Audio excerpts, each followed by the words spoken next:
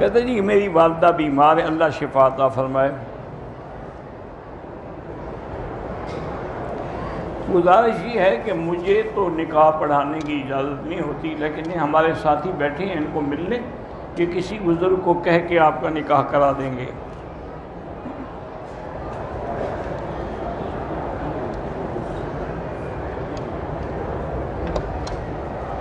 میاں بیوی عمرے پہ آئے، طواف مکمل کرنے کے بعد 2 رکعت بھی پڑھ لی، لیکن صفا مروہ کے 2 چکر لگا کے میاں نے بھی سر منڈوا لیا اور بیوی نے بال کٹے، بالکل ان پہ دم پڑ گئی۔ اس طرح یعنی صفا مروہ انہوں نے کی ہی نہیں، تو 7 چکر کرتے تھے۔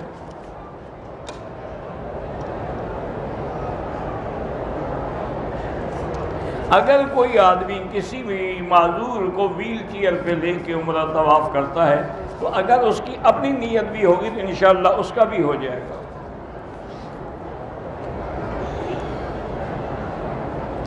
بہرحال جنازہ ہو یا کوئی نماز ہو، امام کے آگے نہیں ہونا چاہیے۔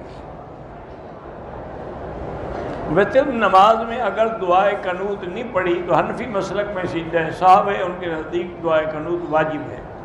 باقی ائمہ کے نزدیک دعائے قنوت سنت ہے، ان کے نزدیک سجدہ نہیں ہے۔ میری خالہ اور میرے نانا جان بیمار ہیں، اللہ شفا عطا فرمائے۔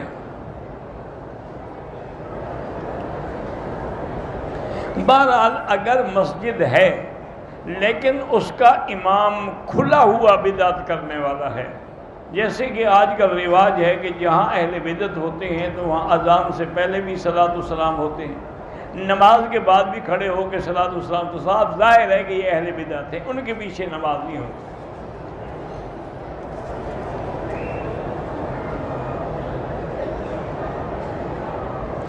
بھئی اگر کوئی آدمی قرآن صحیح نہیں پڑھ سکتا اس کو امام نہ بنائیں۔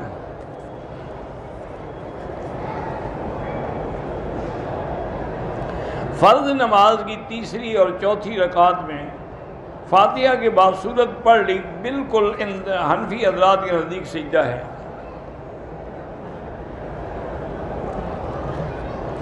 بالکل جب بھی حضور صلی اللہ علیہ وسلم کا ذکر آئے تو ہر مسلمان کو درود شریف پڑھنا چاہیے۔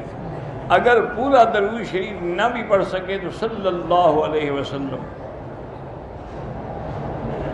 مدینے سے مکہ مکرمہ عمرے کے لیے آتے ہوئے راستے میں 2 نمازیں اکٹھی پڑھتے، بھئی ہو جاتی ہیں، جائز ہیں، لیکن حنفی مسلک میں یہ ہے کہ ظہر کو مؤخر کر کے آخر وقت میں پڑھے اور عصر کو اول وقت میں پڑھے، تاکہ ہر نماز اپنے اپنے وقت میں بھی ہو اور اکٹھی بھی ہو جائے۔ میرے بیٹے کا نام سیف الرحمان ہے، بیمار ہے، اللہ شفا عطا فرمائیں۔ ملاقات کے لیے بھائی درس کے بعد مجھے نیچے آ کے مل لیں، عشاء کے بعد انشاءاللہ۔ قسطوں پر چیزیں فروخت کرتے ہیں، 35% منافع لیتے ہیں، وہ جائز ہے۔ میرا لڑکا لاکھوں ریال کا مقروض ہے، اللہ اس کے قرض ادا فرما دے، اور جو بھی مقروض ہیں اللہ ان سب کے قرض ادا فرما دے، اور اس کے لیے جتنا استغفار پڑھیں گے انشاءاللہ تو اللہ مدد فرمائیں گے۔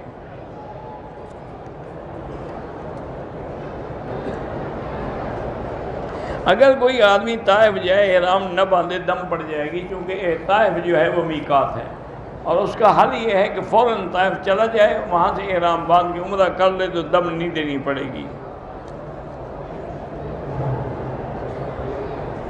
اور طائف کا بھی یہی مسئلہ ہم نے بتا دیا ہے کہ بغیر احرام کے وہاں سے نہ آئیں۔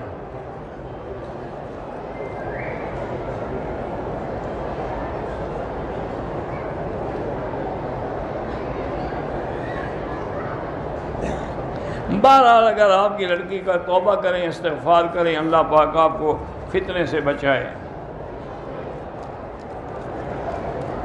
میرے 2 بچے ہیں اور شوہر مجھے بہت تکلیف اذیت دیتے ہیں، تو یا مانعو اللہ کا نام ہے، اول آخر درود شریف پڑھ کے ہر پانی پہ کھانے پہ دم کر کے دیا کریں۔ میرے بھائی کا ایکسیڈنٹ ہوا، ان کے 2 دوست بھی تھے، وہ بھی فوت ہو گئے، اللہ مغفرت فرمائے۔ حرم میں ہم امام کی اقتداء کرتے ہیں، جنازے میں ضروری نہیں ہے کہ آپ ایک سلام پھیریں، 2 بھی پھیر سکتے ہیں، 1 بھی پھیر سکتے ہیں۔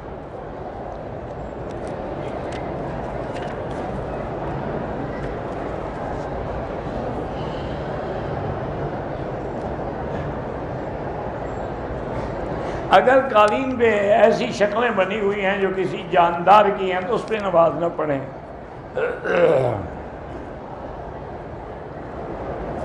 میاں بیوی سے والدین نے قطع تعلق کر لیا ہے، چونکہ ہم بدعت نہیں کرتے، بالکل بدعت نہ کریں، یہ کوئی نافرمانی نہیں۔ نافرمانی وہ ہوتی ہے جب دین کے خلاف بات دنیاوی بات ہو، لیکن لا طاعت لمخلوق فی معصیت الخالق، کسی بندے کی فرما برداری اللہ کی نافرمانی میں نہیں ہو سکتی۔ کمپنی والوں نے میرے پیسے روکے ہوئے ہیں تو آپ حسبنا اللہ و نعم الوکیل زیادہ سے زیادہ پڑھ کے دعا کریں۔ ماموں اور مامی کے ساتھ لڑکی عمرے پہ آ سکتی ہے۔ سید خاندان کو زکوٰۃ دینا جائز نہیں ہے۔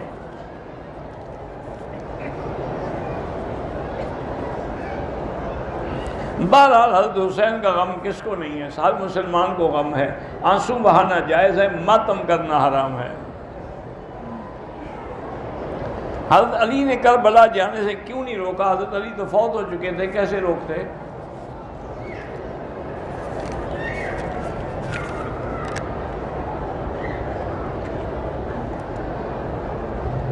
میں مدینے سے واپسی پر اپنے والد کے لیے عمرہ کر سکتا ہوں؟ کر سکتے ہیں۔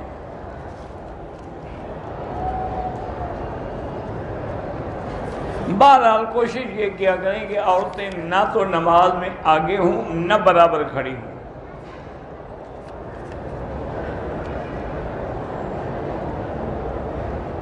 میاں بیوی ایک دوسرے سے 10 سال سے کنارہ کیے ہوئے ہیں، لازمی بات ہے کہ یا خاوند طلاق دے دے یا عورت جو ہے وہ خلو کر کے طلاق حاصل کرے۔ 10 سال بیٹھی رہے یعنی بغیر خاوند کے۔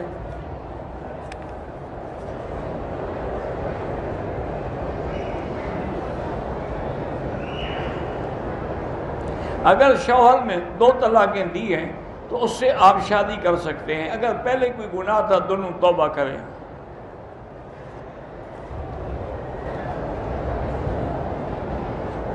لوگ مسجد میں بارش کے لیے دعا کرواتے ہیں، لوگوں سے پیسے لے کے حلوہ تقسیم کرتے ہیں، یہ حلوہ تقسیم کرنا ناجائز ہے۔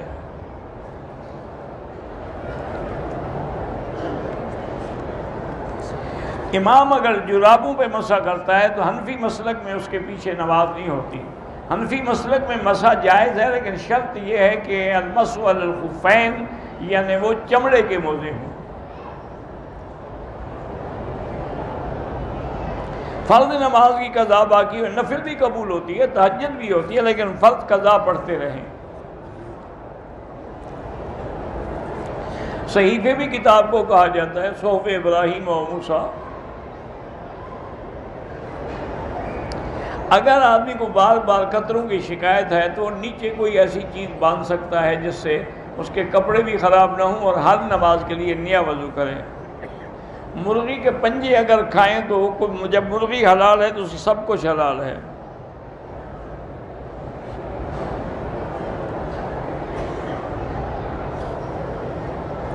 شریعت میں اس بات کی اجازت ہے کہ لڑکیاں مدارس میں پتہ نہیں کیا ہوتی ہیں، بہرحال مدرسے میں جا سکتی ہیں، لیکن کوشش کریں کہ لڑکیوں کے لیے لڑکیوں کا مدرسہ ہو، مردوں کا نہ ہو۔ میں نے تجارت کی برکت کے لیے مسجد میں بچوں کو مٹھائی تقسیم کی، ٹھیک ہے کوئی بات ہے، خیرات ہی ہے نا۔ منزل پڑھ سکتے ہیں، وہ تو قرآن کی صورتیں ہیں۔ میرے دوست کا بیٹا ہے، اس کی آنکھ خراب ہو گئی، اللہ شفا عطا فرمائے۔ ساس کو اور دادی کو امی کہہ کر بلا سکتے ہیں؟ ہاں بلا سکتے ہیں۔ میں نے بازار سے مسجد کے لیے قالین خریدی ہے، اس پر ہم نماز پڑھ سکتے ہیں؟ ہم پڑھ سکتے ہیں، پھر مسجد میں بھی بچھا دینا۔ دنیاوی تعلیم حاصل کرنا جائز ہے، لیکن شوہر اگر اجازت نہ دے تو پھر آپ نہ داخل ہوں۔ قضا نماز اسی طرح پڑھی جاتی ہے جیسے ادا پڑھتے ہو۔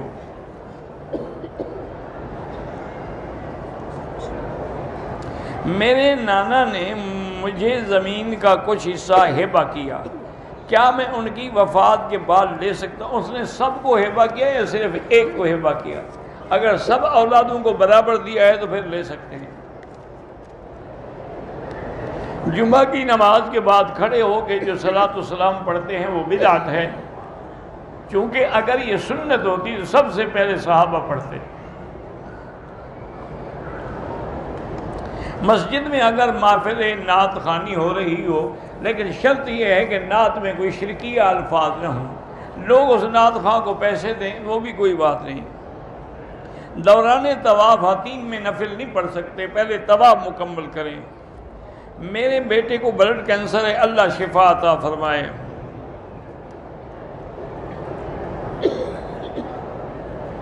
پتہ نہیں کہتے ہیں کیا شیعہ کی دعوت پہ نہ جائیں تو بہتر ہے۔ اگر سری نمازیں ہیں یا جہری ہیں، حنفی مسلک میں امام کے پیچھے مقتدی فاتحہ بھی پڑھے گا، امام کا پڑھنا ہی مقتدی کے لیے کافی ہے۔ دوران طواف عصر کی اذان ہو گئی، طواف مکمل کر لیا اور واجب الطواف مغرب کی نماز کے فوراً بعد یعنی فرض جماعت میں پہلے ادا کرو، ٹھیک ہے، مغرب کے بعد ادا کریں، بالکل کر سکتے ہیں۔ اگر ہم یہاں سعودی عرب میں رہنا چاہتے ہوں تو دین کے لیے رہنے کی نیت کریں، باقی دنیاوی کام ہوتا رہے گا ساتھ۔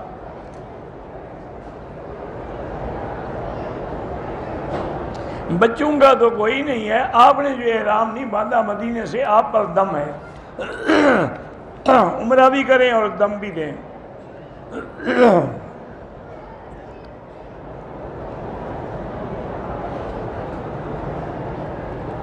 ہم نے آٹے کی چکی لگائی ہے، ہر مہینے میں 1 من آٹا مدرسے کو دیتے ہیں، ٹھیک ہے، فصل کے وقت گندم خرید کر کے رکھ لیتے ہیں اور آٹا فروخت کرتے ہیں، وہ بھی جائز ہے۔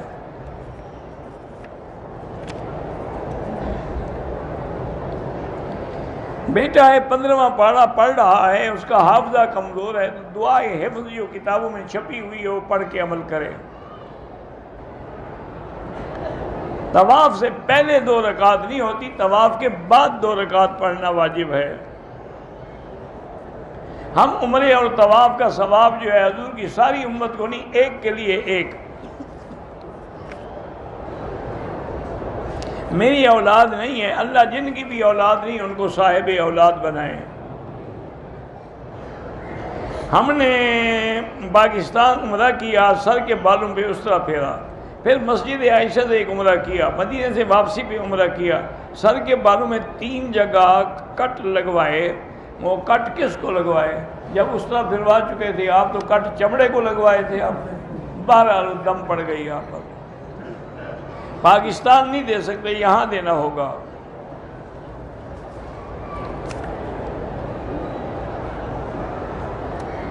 اگر کسی نے مال جو ہے ناجائز طریقے سے کمایا لیکن اب سچی توبہ کر لی تو کوشش کرے کہ وہ مال جو ہے لوٹا دے اصل مالکوں کو، اصل کو نہ لوٹا سکے تو خیرات کر دے۔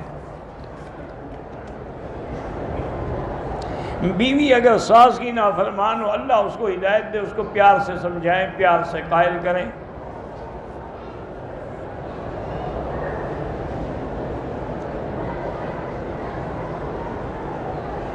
میرے شوہر نے مجھے 3 طلاق دے دی ہیں، 3 طلاق کے بعد آپ شوہر کے ساتھ نہیں رہ سکتی، اب حلالے کے بغیر آپ اس کے لیے حلال نہیں ہو سکتی۔ صحت مند بلا وجہ ویل چیئر پہ طواف نہ کریں، معذور جو ہے وہ کریں۔ حدود حرم میں خیرات یہ سارے جو حرم کی خدمت کر رہے ہیں یا باہر بیچارے جھاڑو دے رہے ہیں سب کو دے سکتے ہیں۔ بچوں کے لیے آپ اپنا عمرہ کر کے ان کے لیے دعا کریں۔ میں نے عمرے کی نیت کے بعد جب نماز پڑھی تو سر پہ کپڑا ڈال لیا، نہیں ڈالنا چاہیے تھا لیکن کوئی دم نہیں۔ بہرحال حرم میں آنے والے سب مسافر ہیں، سنتیں معاف ہیں ان کو، لیکن پڑھیں تو ثواب ہے۔ ظہر کا وقت شروع ہونے سے پہلے جب تک سورج سر پہ کھڑا ہو اس وقت تک نماز نہ پڑھیں۔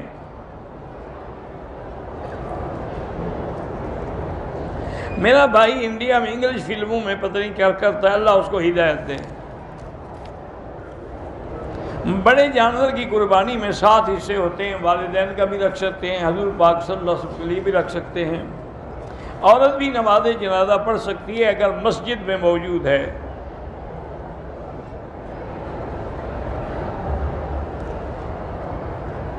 میری بیوی 5 سال سے مجھے چھوڑ کے چلی گئی، طلاق دے دو، جان چھوٹے، بس۔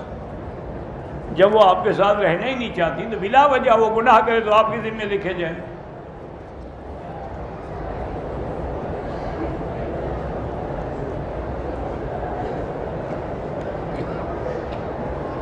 میں جب ایئرپورٹ پر اتری تو مجھے ایسا لگ رہا تھا کہ مجھے بیت اللہ کا دیکھنا نصیب نہ ہوگا، دل پر سیاہی چھانے لگی۔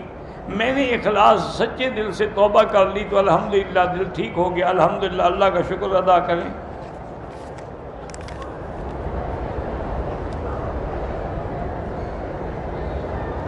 اگر کوئی شخص شادی کر کے نہ بیوی کو ساتھ رکھتا ہے نہ طلاق دیتا ہے تو اس عورت کو حق ہے کہ وہ محکمے میں جا کے خلو لے لے۔ مکروہ اوقات میں حتیم میں یا کسی بھی جگہ نماز پڑھنا بہتر نہیں ہے۔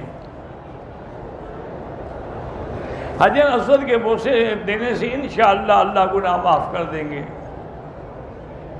عصر کے بعد نماز نہ پڑھیں بلکہ مغرب کے بعد پڑھیں، چونکہ ایک حدیث ہے کہ لا صلاۃ بعد العصر حتی تغرب الشمس۔ بھئی سیرت النبی پہ، سیرت النبی شبلی نعمانی کی بھی ہے، حضرت مولانا ادریس صاحب کی بھی ہے، اور نظرۃ النعیم بھی ہے، کئی کتابیں ہیں، جو آپ کو ملے لے لو۔ بھینس کی قربانی جب گائے کی جائز ہے تو بھینس کی بھی جائز ہے۔ سورت توبہ کی تلاوت شروع کرنے سے پہلے اگر اس نے بسم اللہ پڑھ لی کوئی حرج نہیں، وہ تو انہوں نے فاصلہ کیا ہے تاکہ کہ دونوں صورتیں ایک ہیں یا الگ الگ ہیں، بس پڑھ لے تو کوئی بات نہیں ہے۔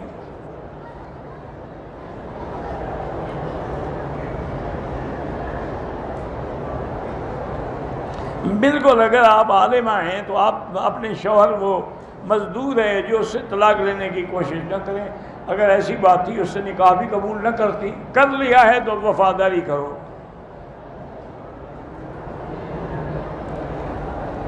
میرا شوہر پاکستان میں ہے، میں اپنے والد کے ساتھ عمرے پہ آئی ہوں، کوئی گناہ نہیں، لیکن بہتر ہوتا ہے کہ خاوند سے اجازت لے کے آدمی آئے۔ استعاذہ میں ہر نماز میں تازہ وضو کرنا ہوتا ہے، کپڑا بھی پاک رکھنا ہوتا ہے، بلکہ یعنی ایسے حالات میں عورتیں پیمپر وغیرہ استعمال کر لیتی ہیں۔ کشمیر میں بھی اور پورے ہندوستان میں بھی ہندو ظلم کی حد کر رہے ہیں۔ اللہ تعالیٰ مسلمانوں کی جان، مال، آبرو، عزت کی حفاظت کرے اور اللہ تعالیٰ ظالموں پر اپنی قدرت سے قہر نازل فرمائے۔ ہم عاجز لوگ ہیں، کوئی مقابلہ نہیں کر سکتے، تو لہذا اللہ سے دعا مانگیں کہ اللہم اہلک اعداءک اعداء الدین، اللہم اہلک الیہود والہنود والکفار والمشرکین، اللہم انزل علیہم بأسک الذی لا یرد علی القوم المجرمین۔ مدینے میں اگر موت کی دعا مانگے تو کوئی بات نہیں، حضرت عمر بھی مانگتے تھے۔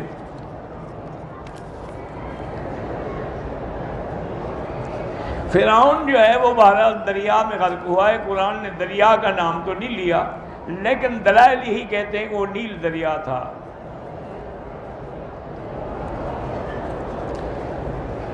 تبلیغی جماعت والے جو کام کرتے ہیں وہ گمراہی نہیں، وہ بالکل خالص دین ہے۔ موت مکے میں بھی آئے یا مدینے میں بھی آئے، ہر جگہ افضل ہے۔ خواب میں کوئی اللہ کی زیارت کر سکتا ہے، خواب میں تو ممکن ہے۔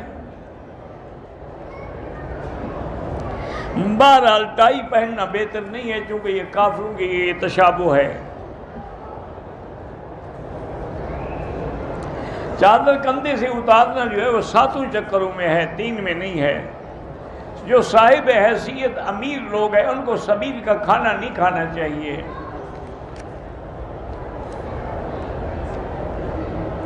اگر میقات سے باہر رہتا ہے، میقات سے احرام باندھ کے عمرہ ادا کیا، دوبارہ عمرہ کیا، میقات سے احرام باندھے، میقات سے باندھ کے آئے۔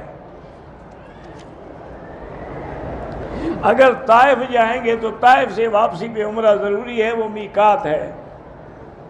صفا مروہ کے 7 چکر ہیں، صفا سے شروع کریں گے اور مروہ پہ 1 چکر، پھر واپس آئیں گے تو 2 چکر ہوں گے۔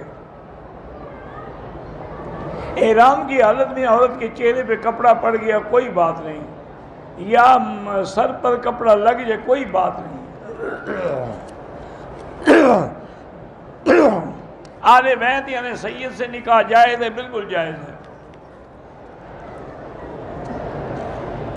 میری والدہ کو نیند نہیں آتی ہے، اللہ ان کو شفا دے، اور قرآن پاک میں آیت ہے وَضَرَبْنَا عَلَىٰ آذَانِهِمْ فِي الْكَهْفِ سِنِينَ عَبَدًا، سورۃ الکہف میں وہ پڑھے اور رات کو درود شریف پڑھتے پڑھتے سوئے، انشاءاللہ نیند آ جائے گی۔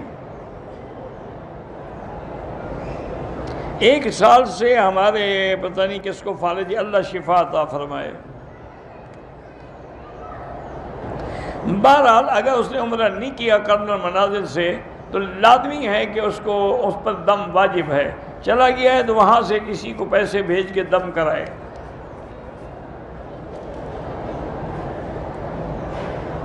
بغیر سر مڑانے کے احرام اتار دیا اور بال نہیں کٹوائے، دم بھی پڑ گئی لیکن بال بھی کٹوائے فوراً، کیونکہ جب تک بال نہیں کٹوائے گا وہ احرام میں ہے۔ اگر روزے کی حالت میں عورت کو حیض آ جائے وہ روزہ نہیں ہوگا، کھا پی بھی سکتی ہے لیکن ادب سے، تاکہ لوگوں کے سامنے نہ کھائے پیے۔ مسجد عائشہ ہل ہے، عمرہ ہو سکتا ہے، میقات نہیں ہے۔ میرے خامن نے مجھے 3 طلاقیں دی ہیں، میں حاملہ ہوں تو 3 طلاقیں ہو گئی۔ حمل کی حالت میں طلاق دینا گناہ ہے، لیکن یہ نہیں کہ طلاق نہیں ہوگی۔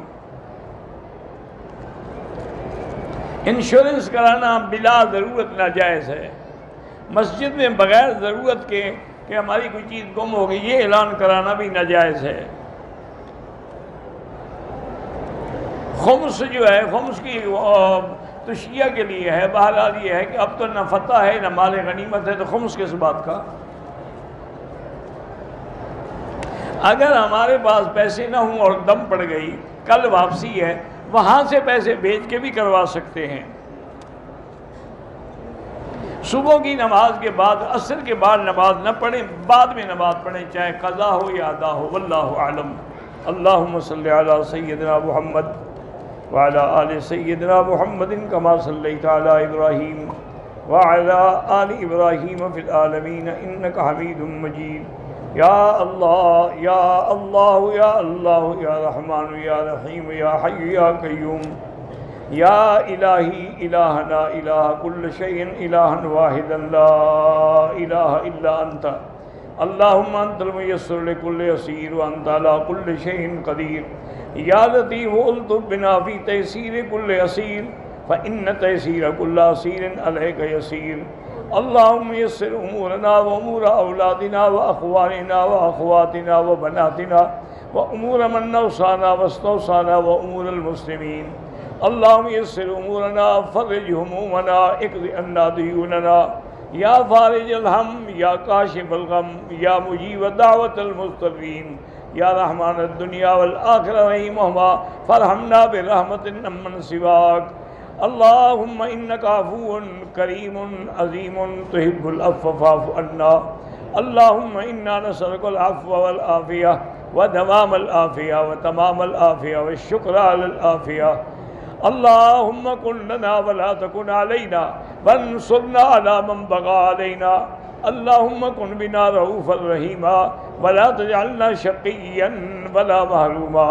یا اللہ بیماروں کو شفا عطا فرما، یا اللہ بیماروں کو شفا عطا فرما، یا اللہ ہماری ظاہری باطنی روحانی جسمانی بیماریاں دور فرما، یا اللہ بے حیاؤں کو حیا عطا فرما، بے اولادوں کو اولاد صالح عطا فرما، جن کے گھروں میں بچیاں ہیں ان کو خیر کے رشتے نصیب فرما، یا اللہ بے روزگاروں کو روزگار عطا فرما، قرض داروں کے قرض عطا فرما، یا ارحم الراحمین میں مانگنا بھی نہیں آتا بغیر مانگے عطا فرما۔ یا اللہ پوری دنیا میں جہاں مساجد ہیں، مدارس ہیں، دین کے ادارے ہیں، تبلیغ کے ادارے ہیں، ان کی حفاظت فرما۔ یا اللہ پوری دنیا میں علماء حق کی حفاظت فرما۔ یا الہ العالمین مسلمان فلسطین میں ہیں، کشمیر میں ہیں، ہندوستان میں ہیں، روہنگیا میں ہیں، حلب میں ہیں، شام میں ہیں، یا اللہ ان کی جان مال آبرو عزت کی حفاظت فرما۔ یا اللہ ان کو ہر ظلم سے محفوظ فرما۔ ربنا تقبل منا انك انت السميع العليم۔ اللهم احفظ سائر بلاد المسلمين هذا البلد الامين فاجعلها آمنا مطمئنا سخاء رخاء الى يوم الدين برحمتك يا ارحم الراحمين۔ سبحان ربك رب العزة عما يصفون وسلام على المرسلين والحمد لله رب العالمين۔ اللهم صل على سيدنا محمد وبارك وسلم۔